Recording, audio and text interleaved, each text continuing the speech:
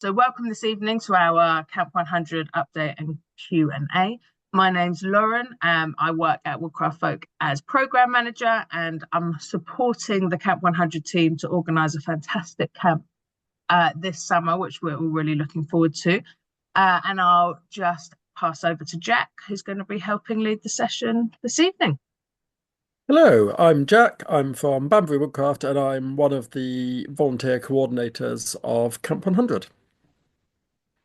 Beautiful. And Jack's going to start us off by telling us all of the basics, which maybe we already know, but it's always good to have a reminder whilst we're here. Okay, so as you can see in the picture, Camp 100 is going to be in the same place as Common Ground. So lots of you will remember it, and that's something that we're hoping to be a really big advantage when groups and districts are planning how they'll be there, that lots of them will have a bit of an image in their heads of what it looks like. We don't want that to be a barrier to anyone though, so if you haven't been before, we'll make sure it's accessible for you as well. It is from the 27th of July to the 6th of August, so it's starting on a Sunday and going through to the Wednesday. And we also have 3-day options from the 27th to the 30th of July and a 7-day option from the 30th of July to the 6th of August. We're aiming with that to have as much flexibility as possible with the amount of time that people can come for, while still keeping the amount of days in which people are coming and leaving to a minimum, so that the camp doesn't always feel like there's people arriving and leaving and it feels a continuous community of those there. There'll be some. Cumbershall is relatively central in England, so hopefully that means that nobody will have to travel the absolute furthest distance, although it'll still obviously be a long way for some people. There'll be coaches from nearby stations with, yeah, some different options depending where you're travelling from. We're hoping for somewhere between 1,500 and 2,000, although I still think we can beat that. I think we can get over 2,000 participants from Woodcraft Folk and affiliated organisations all over the world. And because the camp is our 100th anniversary and our 100th birthday, the theme is the next 100 years. And that feels like a really open way to look at what has Woodcraft been for the last 100 years, but also what do we want it to be for the next 100 years, and what kind of world do we want to exist for it to be in.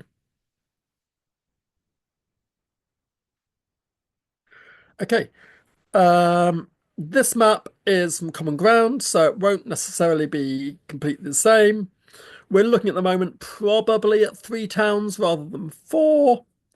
And each tent in this is a village of about 90 people.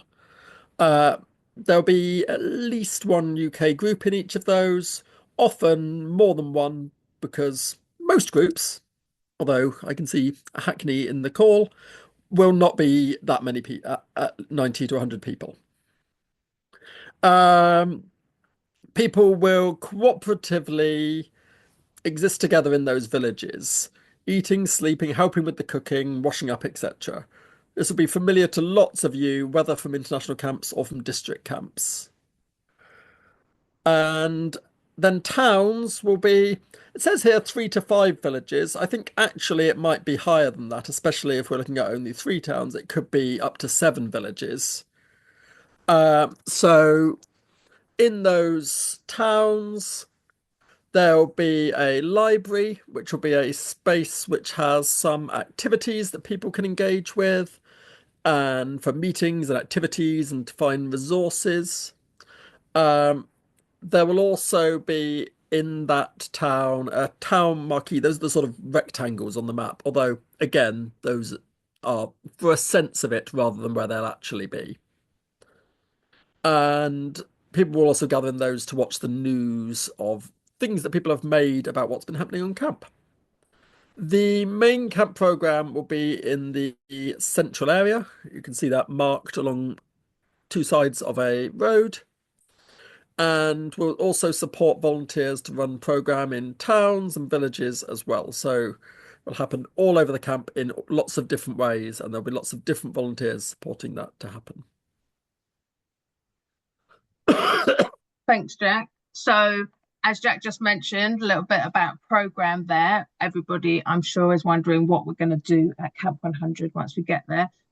The main aims of what we hope everybody will do at Camp 100 is to obviously make some new friendships, meet some new people from the UK, from our regions within the UK, but also from further afield as well. Meeting people where we can share cultures, different food, dancing, singing, and different activities from youth organisations across the world is a really exciting thing that we'll all be doing, I'm sure, at Camp 100 this summer. There'll be central program every other day in that central area that Jack just mentioned. And then on the alternate days, we'll have village and town program, which will be supported by the central team. And you'll be able to find some of that in your town libraries, but also hoping some of that groups and districts and international delegations will bring ideas of what they can share with their friends in their village. So the daytime program will mostly consist of activities that will happen in program centres. So in that central area, we'll talk a little bit in a moment about the different topics and themes of those centres.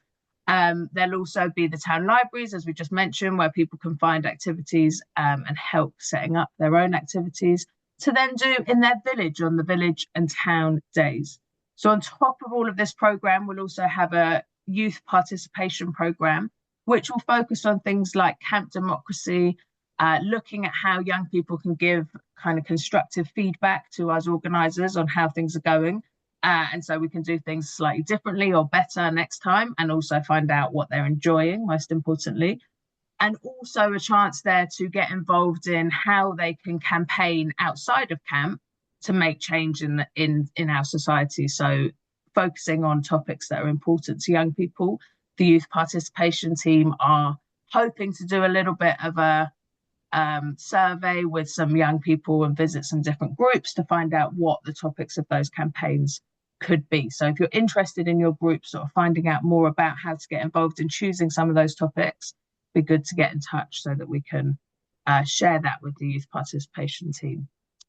Those central program centres that I just mentioned will have a whole range of different activities and different topics covered. So most of them mentioned here. So we'll have a STEM centre looking at science, technology, engineering and maths. So lots of different hands-on activities and things to find out about there. We'll have a solidarity centre looking at kind of social injustice, how we can stand in solidarity with people in our society and those in marginalised groups. We'll have the Messed Up Centre, which this time will mostly focus on kind of sessions around identity, sessions around how we present ourselves, our well-being, our mental health, what we can do to sort of help mediate between friends and that sort of thing. We'll have an escape room centre, which hopefully speaks for itself, but a little bit of space for young people and maybe volunteers too to go and try and escape from the marquee. And I know that there's lots of padlocks and different things being ordered for that centre. So it's really going to be a fun centre to be in. We'll have a trade union centre where young people can explore trade union activities and why they're important and how people can get involved. We'll have a bushcraft centre, very similar to how we had at Common Ground, space for groups to go and take part in bushcraft activities, whether that's firelighting, maybe making things with our hands and using different tools and meeting with the bushcraft team there. We'll have a peace and conflict centre where we'll explore the kind of causes of conflict and how we can have peaceful resolutions without violence. Then we've got kind of some really creative centres like the Underground Printing Press, where people can go and make posters, screen print T-shirts, different ways of printing, getting our messages out there. Have a media centre where everyday news will be created from across the camp, where young people can create their own news videos. We'll also this time have a camp radio where, again, young people and volunteers can share their messages on the radio and have your chance of kind of presenting your own radio show if that's a dream of yours. We'll have the Arts and Crafts Centre, the Ecology Centre. We'll have the cinema where people can go and watch some movies as well. And we'll have a centre dedicated to young people 12 and under, which I can see there's a question that's come into the chat about how we'll be making the programme more elfin and younger, pioneer and elfin friendly. And that's my next slide, which is if you have young people coming who are 12 and under, or somebody here is 12 and under and listening in, we've heard you and we understand that people want to feel confident and comfortable with the program that we've got for Elfins and Pioneers. So there'll be a specific program centre for under 12s with loads of program for young people 12 and under, or as I was talking to the program lead the other day, we're not going to check people's ID on the way in. So if you're kind of 13 and you want to participate in the 12 and under and that's more appropriate for you, then that's okay too.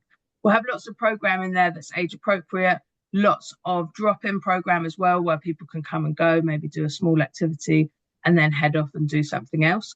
All of the other centres, so out of these kind of 15, 16 centres that we've got going on, we'll also run at least one workshop aimed at under 12s. And I know that lots of them are thinking about planning more than one workshop that's aimed specifically at under 12s who are at camp.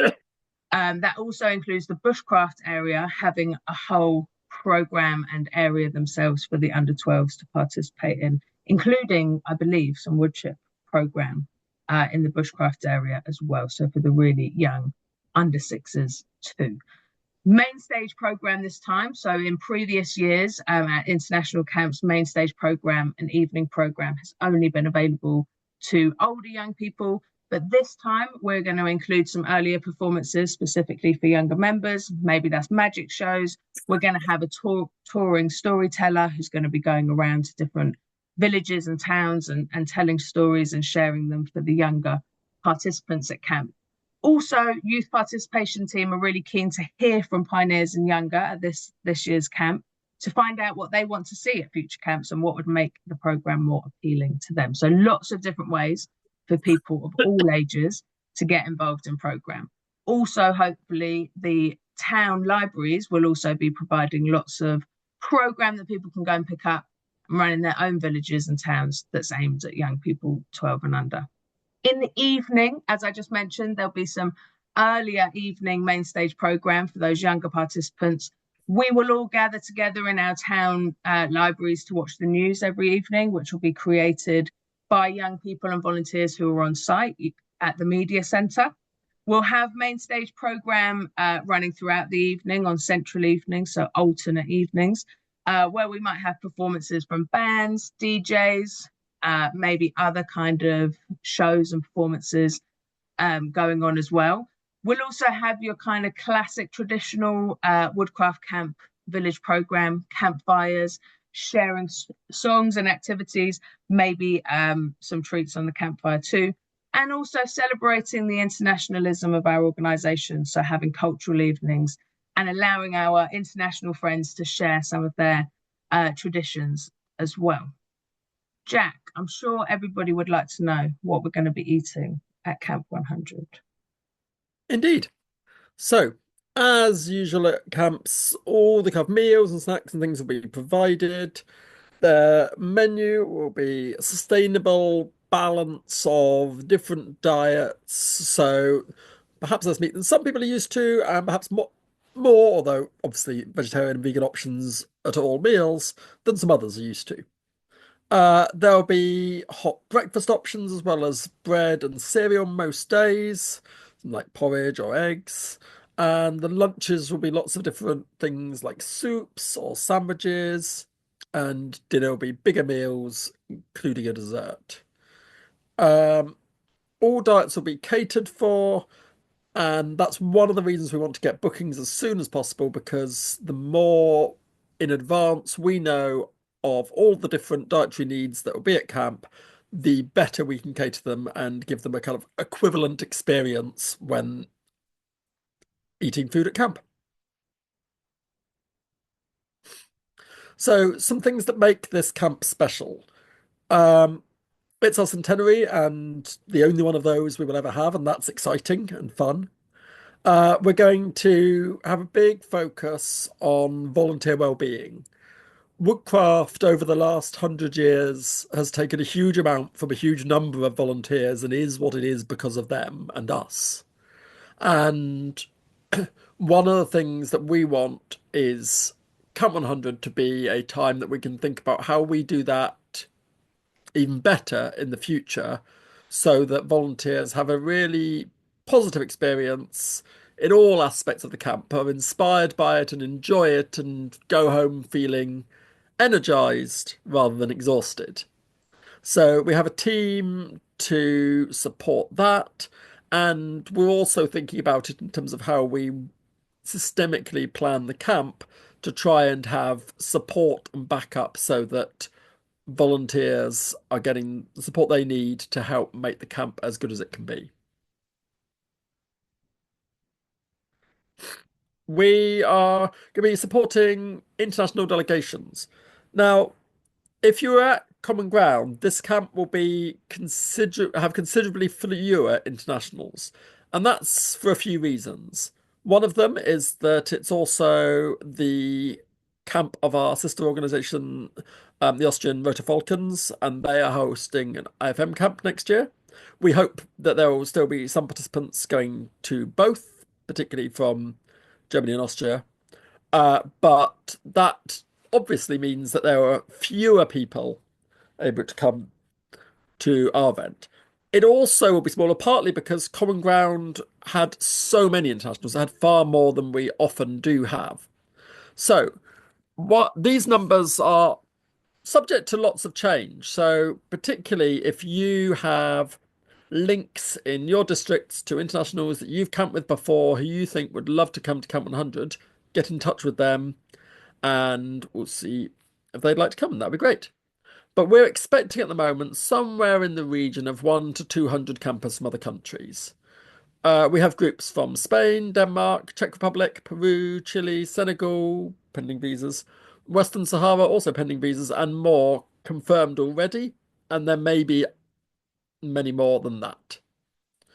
We're also starting to link up international groups with UK groups to support them on camp and potentially with fundraising ahead of camp as well. So if you're particularly interested in hosting a group, get in touch and we can give you some more information. Because of the difference in numbers, unlike Common Ground, it won't necessarily be true that there will be internationals in every village, although there will be, I'm sure, some in every town, and the camp will still feel like a coming together of people from around the world. Thanks, Jack. So a little bit about travel and shuttle buses and starting to think about the logistics of getting our groups to Camp 100. So on the first and the last day of camp, we'll run shuttle buses, coaches mostly from Rugby and Wellingborough this time. So we will have probably some stops at Kettering, which was our main travel hub for Common Ground in 2022. But unfortunately, on the first day of camp this year, there will be engineering works at Kettering, so that makes things a tiny bit more complicated for the shuttle buses. We're working really hard to communicate well with East Midlands Railway, who are being really, really helpful. They have agreed, and we're working towards an agreement where we can reserve some coaches in trains from London to Wellingborough. So that will be from St Pancras to Wellingborough. So for those people travelling from the south or travelling through London, that's probably the best place for you to go. And in the coming kind of month or so, we should have a code that people can use for when they're booking group travel on the trains, so that you can ensure that you're in those coaches that are reserved just for people going to Camp 100, which I think adds to the buzz of coming to camp on the train as well. If you're coming from the north, you're probably best to be looking at Rugby Station, because we'll also be hopefully having some shuttle buses travelling from there as well. So be really helpful if you are planning to travel by public transport, which is a great way to get to camp. As I say, you might meet other people along the way and also see some exciting sights whilst you're travelling.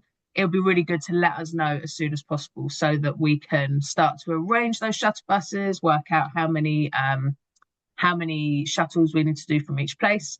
If you are traveling by public transport and you're not coming into those places, or you're arriving on the changeover day on the Wednesday the 30th, be great if you could get to Market Harborough, because there's a bus from Market Harborough that stops very close to the site. So it's quite easy public transport wise to then get to the site. For those traveling to site in your own cars or lift sharing, there's parking available for plenty of cars on site. If you want more information about travel, you can get in touch with us But more information will be coming out about those shuttle buses, how you can book your group in, how you can find out more about the group discount codes and that kind of thing will be coming out quite soon. Everybody coming to Camp 100 who's over the age of 16 will need to be a member of Woodcraft Folk. Hopefully, this isn't too much brand new information for anybody who's here who's been to a camp before or has run their own district camps and residentials. Anybody over 18, everyone, sorry, over 18 will need to also have a DBS check or a PVG if they're coming from Scotland to come to camp, and will have needed to provide relevant references to the organisation. So you need to be a full member of the organisation with membership, references, and DBS if you're planning to come to Camp 100 and you're over 18. If you're a DF and you're between 16 and 18 and you want to take on a role of responsibility, and just to be clear, that's defined by running an activity for other young people. That will also include things like stewarding, which we know lots of DFs like to get involved in, and would include anything else, even sort of escorting young people to the central area to do activities. It's quite useful for 16, 17-year-olds to have a DBS check so that we can sort of build up their experience and their responsibility for when they do turn 18 and can become volunteers and be included in our ratio. So I would encourage that if you are booking in adults in your district who aren't regular volunteers and don't have that full membership, or we're booking in DFs over the age of 16, then we try and get that membership and DBS process started as soon as possible, because sometimes it can take a little bit of time, especially when we're getting into the summer months where lots of people are applying through the system. So you can find loads of information about that on the Woodcraft Folk website. You can also get in touch with us in the Camp 100 team, and we can give more information about that. Quick note on pre-camp, which is coming up the 16th till the 18th of May. For those who haven't been to a pre-camp or an international camp before, this is a weekend that will be held at Kelmarsh, which is the same site as Common Ground, where Jack showed us at the beginning. We haven't completely finalised the agenda for the weekend, but there'll definitely be a site tour. By then, we will have agreed and discussed with different groups about which villages you'll be staying in and who you'll be sharing with. So it's a time to meet other people who will be in your village, have a look around the site, see exactly where your camp and your village is going to be. It's also a time to talk with the food team, production team, and the program team to ask questions and to find out more information.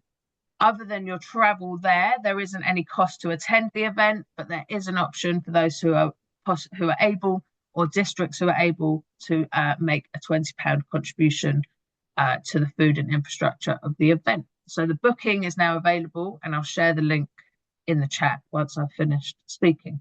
Deadline to book for that is the 30th of April, so you've still got a little bit of time, but we hope that within reason, most groups will be able to send at least one delegate to join us at the pre-camp weekend.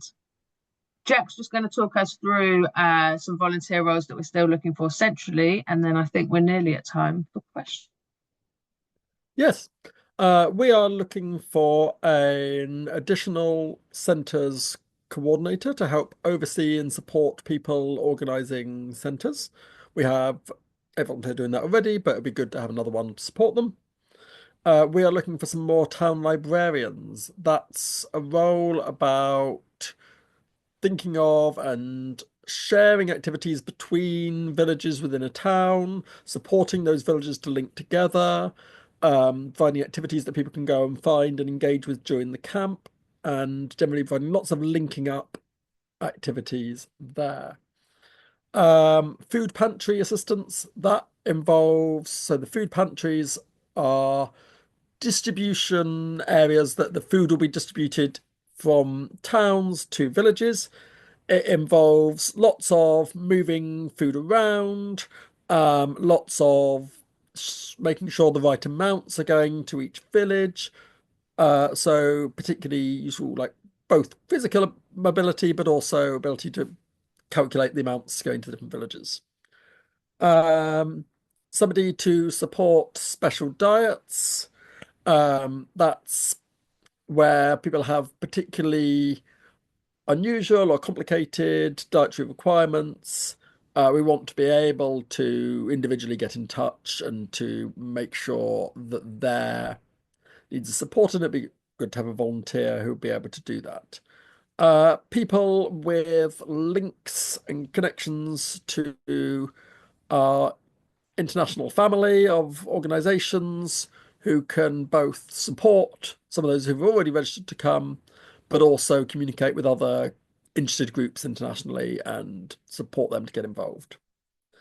Uh, Stewards, um, so lots of stewards will want who will at camp be helping make sure everybody is safe, going around the camp, seeing, helping people sign in, going and seeing if there are issues arising, being people who are often first aid trained at different points, lots of variety and lots of opportunities to have long conversations with other people. Like some stewards I've talked to have talked about a really positive thing they got from it being paired up with somebody who either they knew or didn't know already and walking around with them stewarding and getting to really know somebody else and chat to them as part of their volunteering on camp.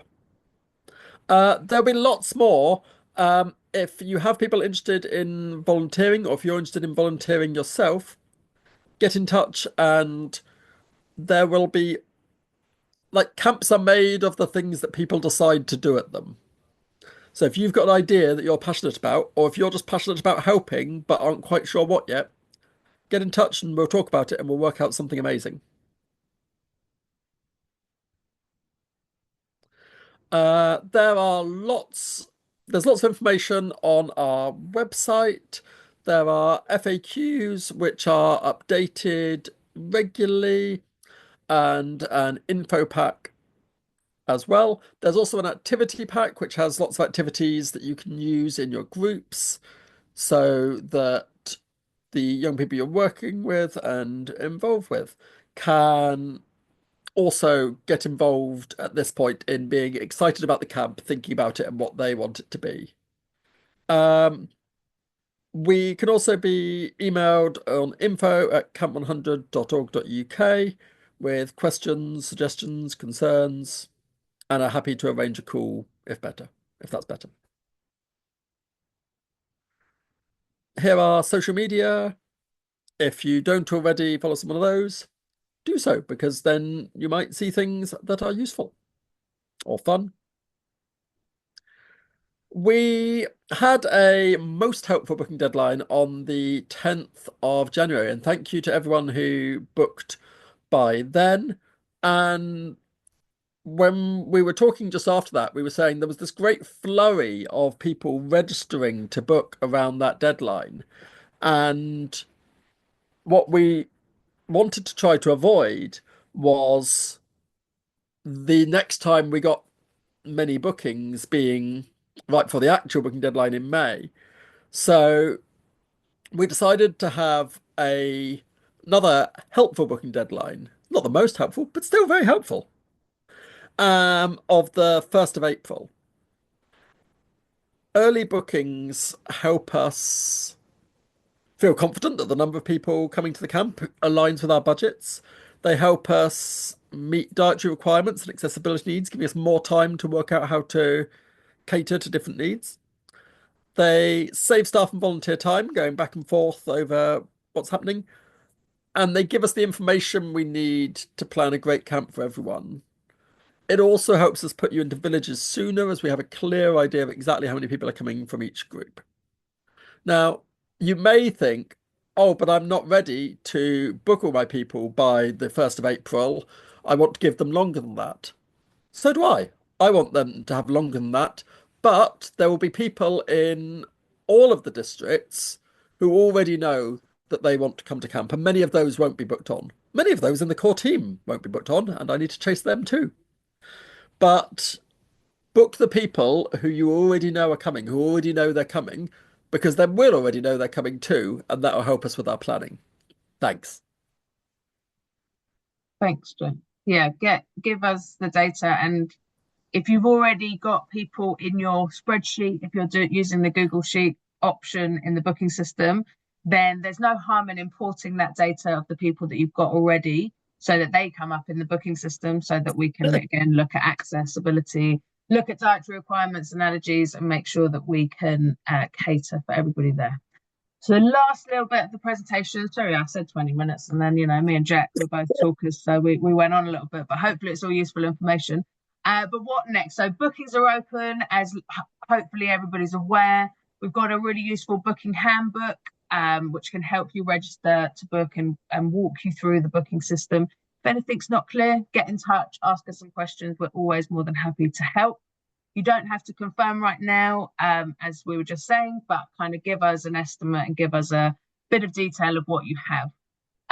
If people have been to international camps or national, regional camps before, and there are groups out there who you'd like to camp with, either from Woodcraft Folk or from our international friends, let us know, start talking to those people, see whether you can start making those connections and get some plans in place. We'll try to honour everybody who wants to camp together and try and make that work and try and neighbour up people who maybe want to camp together but their groups are too big or it doesn't work equipment wise.